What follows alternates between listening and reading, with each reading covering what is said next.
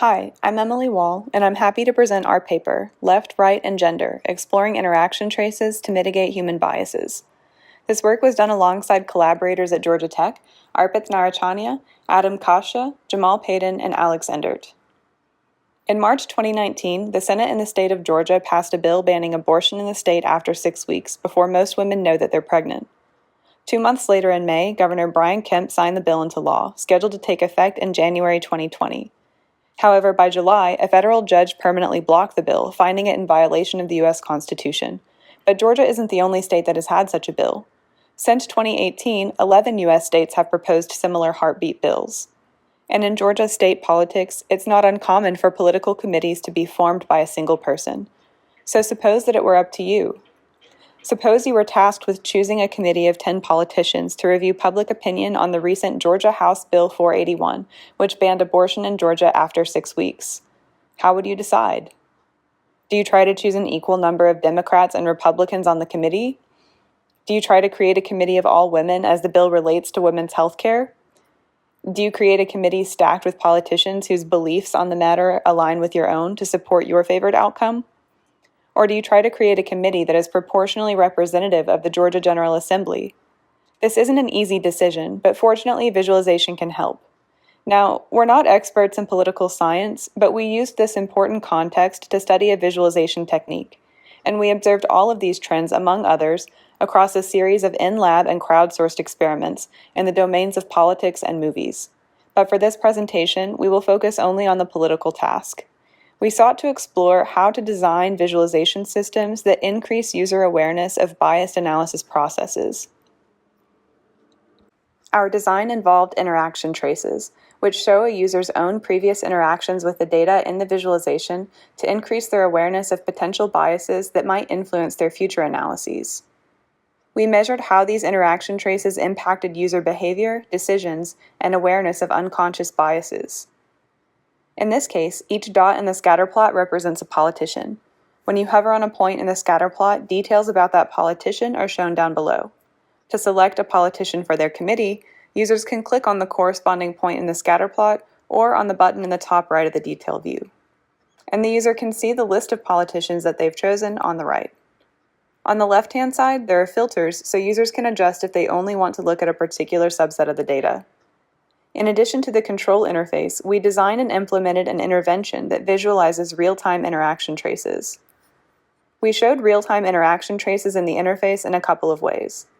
We showed in situ interaction traces in the scatterplot by coloring points based on how many times the user has interacted. The colors change from white to blue as users interact more with a given point. We also showed ex situ interaction traces by adding an additional view to the interface in the top right. We used gray to represent the underlying distribution of data and blue to represent the distribution of user interactions. This view will compare these distributions and update in real time as the user interacts with the data. So for political party, the gray bars indicate that the dataset has more Republicans on the right than Democrats on the left. But the user's interactions so far in blue are skewed heavily toward Democrats. And we also showed those interaction traces in a summative format after the user has completed their task of selecting a subset of politicians. Before I talk about our experiments, I want to point out that we have another paper this year, Lumos, that explains the design of the system in much greater detail, along with several bells and whistles that we didn't get to use in these experiments, so go check out that talk as well. In the political scenario, we expected to observe things like bias toward a particular gender, bias toward a user's own political party affiliation, bias toward a particular age group, and so on. We first ran a formative study with 6 participants. The goal was to understand the baseline behavior and biases of participants completing the political task. For this experiment, we used the control interface with no interaction traces. We observed that people exhibited bias in their selections in intentional but nuanced ways. For instance, one participant tried to balance their choices across gender and political party, but they ultimately chose a committee with all 10 members opposed to the bill, explicitly prioritizing committee members whose beliefs in the matter aligned with their own. We also generally observed that participants were able to maintain awareness about potential biases driving their decision-making, which we didn't expect.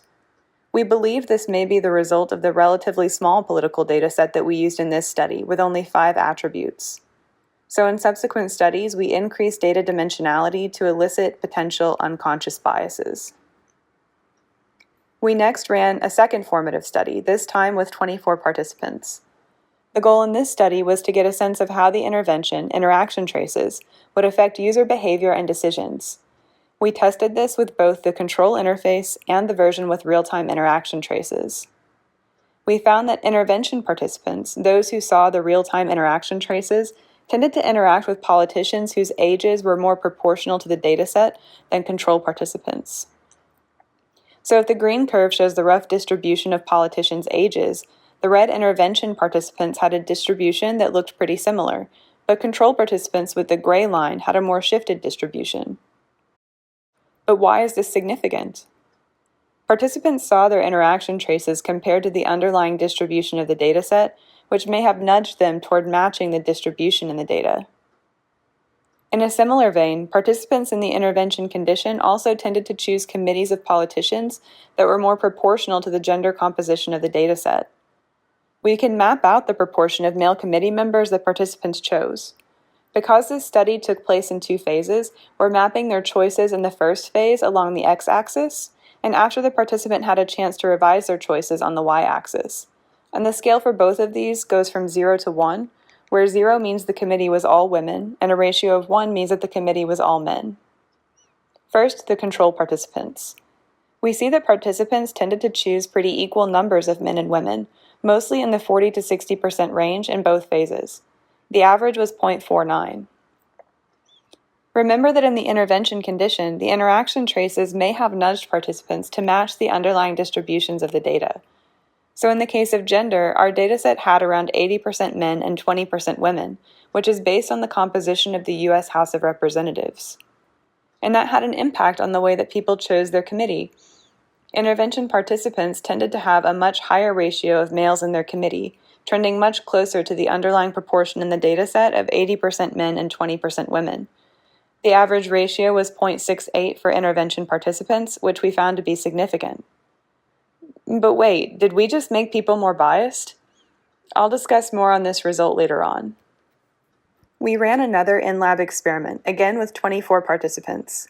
This time we wanted to try to confirm our previous results, and in addition to our previous analyses, we wanted to collect qualitative data to understand if the interaction traces increased awareness.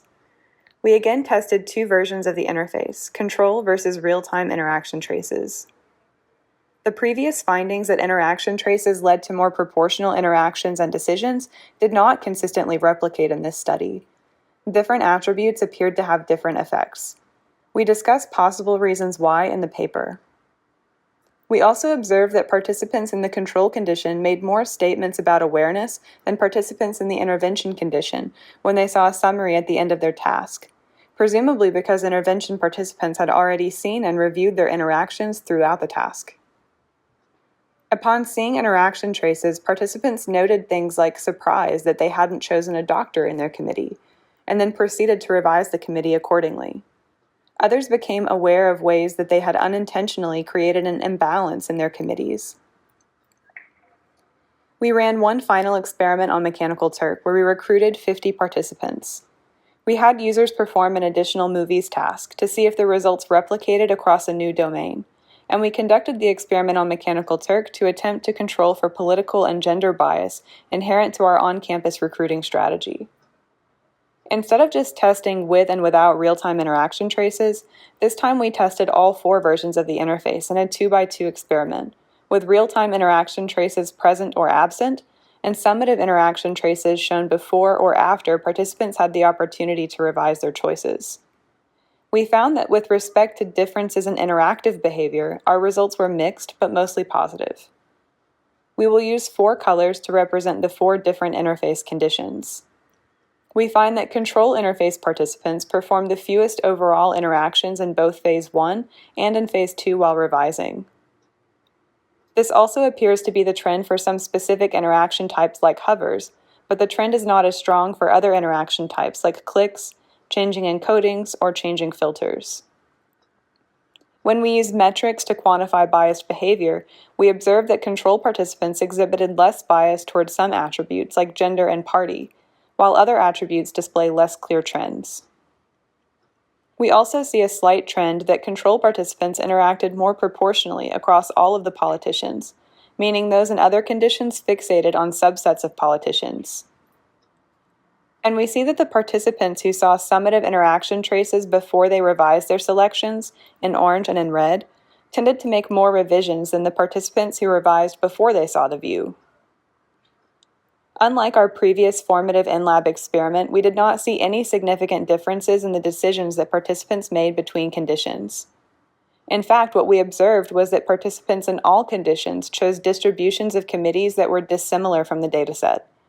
Participants in all conditions chose more Democrats than the proportion in the dataset, shown by the yellow dashed line, and fewer male politicians than the proportion in the dataset. And finally, with respect to awareness, we find mixed results. This was admittedly much more difficult to measure accurately given that the experiment was virtual compared to the rich qualitative audio interviews that we were able to conduct with participants in lab in prior studies. So in summary, our results were ultimately inconclusive, with mixed support across experiments. We need additional experiments to truly isolate the potential effects. But before wrapping up, I want to discuss a few notable observations that we made. First, the accuracy of our ability to quantify when biased behaviors are happening has limitations. It's impossible to be prescriptive about what constitutes ideal behavior because it's so context-dependent. Instead, using visualization and interaction design to cause the user to take a moment of pause and conscious reflection may be a better target. And finally, there's a trade-off to increasing people's awareness of potential biases. It comes at the cost of increased cognitive load, certainly. And while you may empower people to make more informed and conscientious decisions, you may also ultimately give them ammunition to amplify conscious biases, which we suspect may have been the case in our experiments. With that, I'll conclude. Thanks for listening to our talk, and please let us know if you have any questions.